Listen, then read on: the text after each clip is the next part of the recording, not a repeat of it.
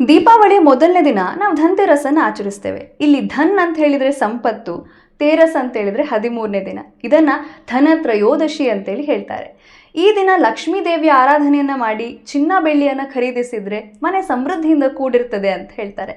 ಆದರೆ ಧನ್ತೆರಸ್ ಕೇವಲ ಚಿನ್ನ ಬೆಳ್ಳಿ ಖರೀದಿಗೆ ಮಾತ್ರ ಸೀಮಿತ ಅಲ್ಲ. ಯಾಕೆ ಅಂತ ಹೇಳಿದರೆ ಇಲ್ಲಿ ನಿಜವಾದ ಸಂಪತ್ತು ಅಂತ ಹೇಳಿದರೆ ಅದು ನಮ್ಮ ಆರೋಗ್ಯ. ಆರೋಗ್ಯ ಇದ್ದರೆ ಮಾತ್ರ ಅಲ್ವಾ ನಾವು ಉಳಿದ ಸಂಪತ್ತನ್ನು ಅನುಭವಿಸ್ಲಿಕ್ಕಾಗೋದು. ಆದ್ದರಿಂದ ಈ ದಿನ ಒಳ್ಳೆಯ ಆರೋಗ್ಯಕ್ಕೋಸ್ಕರ ಆರೋಗ್ಯದ ದೇವರಾದಂಥ the god of health, god of Ayurveda ಆಗಿರುವಂಥ ಧನ್ವಂತರಿಯನ್ನು ಪೂಜಿಸ್ತೇವೆ.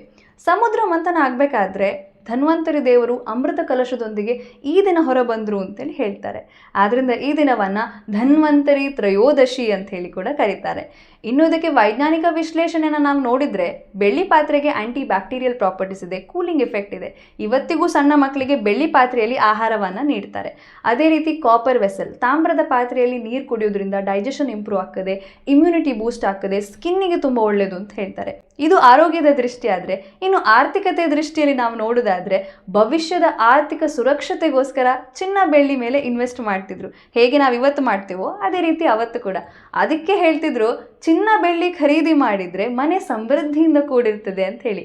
ಆರೋಗ್ಯದ ಸಮೃದ್ಧಿ ಕೂಡ ಹೌದು, ಸಂಪತ್ತಿನ ಸಮೃದ್ಧಿ ಕೂಡ ಹೌದು. ಆದ್ದರಿಂದ ಈ ಧನ್ತೆರಸ್ ಕೇವಲ ವೆಲ್ತ್ ಮೇಲಲ್ಲ, ಹೆಲ್ತ್ ಮೇಲೆ ಕೂಡ ಫೋಕಸ್ ಮಾಡಿ. ಎಲ್ಲರಿಗೂ ಧನ್ತೆರಸ್ ಹಬ್ಬದ ಹಾರ್ದಿಕ ಶುಭಾಶಯಗಳು.